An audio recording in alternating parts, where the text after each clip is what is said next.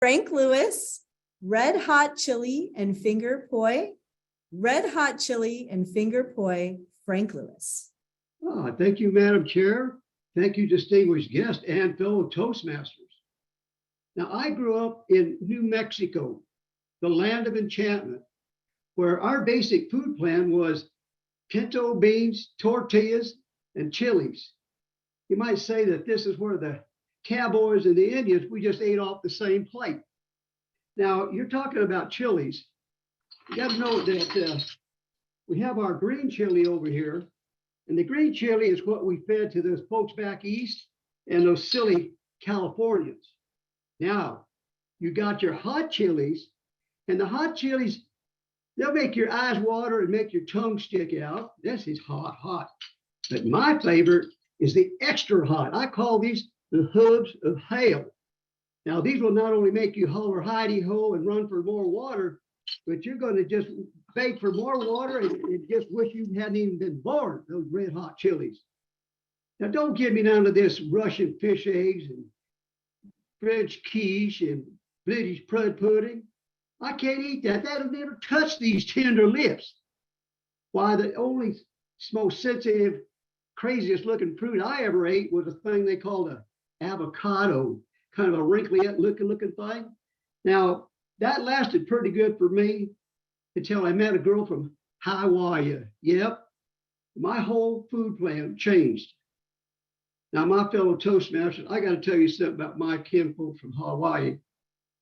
When they come to visit, they don't visit, they stay. And they stay, and they stay, and they stay. And every night when I would come home from work, there's all this crazy stuff on my table. I was in a food desert. I got this raw fish. I got this mangoes. I got papayas. I got kimchi. I got stuff I don't even recognize. I'm starving to death. What am I going to do? Well, you know what I did, my friends? I cracked out the Swiss Army knife of food. Peanut butter. I managed to figure out 120 ways to prepare peanut butter. You got your peanut butter and jelly, you got your peanut butter and honey, you got your peanut butter and mayonnaise, you got your peanut butter. I figured out so many ways to prepare peanut butter that I even wrote a book called The Joys of Peanut Butter and Beyond, a bestseller, my folks. Now, finally, after the in-laws left, they gave us an invitation to go to Hawaii. Not only are we going to Hawaii, we're going to stay with Grandma. Now, this old woman was the best cook in Hawaii. So I thought, well, if she could cook, maybe I won't starve to death. Well, we landed in Honolulu, and they put the lays on everybody. All my family took off and left me with 4 very large Polynesian gentlemen and put me in the back seat of an old Toyota sedan. I had no idea where we were going. We went over this little bumpy road. I didn't say Waikiki. I was being kidnapped. Well, after a while, we finally went down this little bumpy road to this beautiful little lagoon. And there was Grandma's house. Take a scene right out of South Pacific or maybe Gilligan's Island. This is exactly what it looked like. Lush and gorgeous, surrounded by a beautiful forest. Well, all the grandpas and the uncles and the cousins all came over, and we all got to standing around and playing ukuleles and maracas and the bongo drums all day long. And probably about 2 o'clock in the afternoon, one of the uncles says, "Whoa, hey, I'm getting hungry over here. Maybe we go over to Kentucky Fried Chicken and get us some Kentucky Fried Chicken over there." Whoa, you don't say that in front of Grandma. This woman was the best cook on the islands. She said, well, let me tell you about Grandma. She spoke 5 languages at one time. She spoke English, she spoke Pidgin, she spoke Hawaiian, she spoke Spanish, she spoke Portuguese, all at one time. She looks at me and she says, "You Holly boy, you go get gandouri beans. Hey, you uncle, go get chicken over there. Hey, you over there, go get some mango. You go get papaya. You go get plantain." This whole place erupted into a food hunt. So I'm out in the yard looking around. I'm picking these things called gandouri beans up in the air. And I look by, there goes some uncle chasing this chicken. Well, I tell you what, my friends, my fellow Toastmasters, I got to tell you, this is a true story. In 1 hour, that woman had this long table completely covered with real Hawaiian food. None of it which I understood or what was there. I was starving to death. I'm looking at all this food. Pretty soon my father-in-law comes up to me, he says, son, what's going on? I said, well, I don't know what to eat here.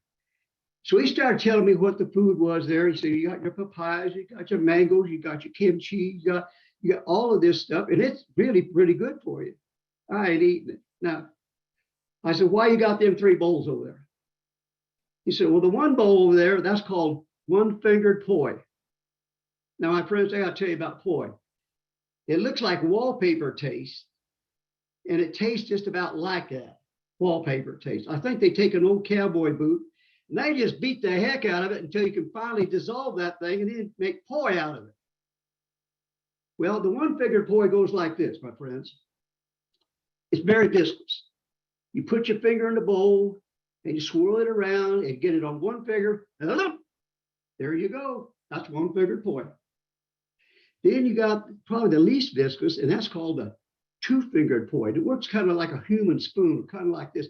You scoop it in there like this, and you yum, yum, yum, yum, yum, yum, yum. That's two-fingered poi. Ha. Now we come to three-fingered poi. This is the one right here. This is the challenge. You reach in here, you kick out that finger, poi, yum, yum, yum, yum, yum, yum, yum, yum, yum. I don't think this would ever work at your neighbor's Super Bowl party because washing of hands and eating a poi is totally an option. Well, we each stood around all day. We was playing, eating, and finally somebody said, let's go back to playing those maracas and the ukuleles. So all through the evening, we entertained ourselves. And I think Don Hoy would have been really proud of this group because we played all way into the night. When I got back to New Mexico, I had my tamales, I had my tacos, I had my burritos, I had my pinto beans, and I had my chili. But I did change my attitude about eating different kinds of foods, folks. I did find out that you might want to try this. Peanut butter and poi ain't too dadgum bad. Bon appetit, my fellow Toastmasters.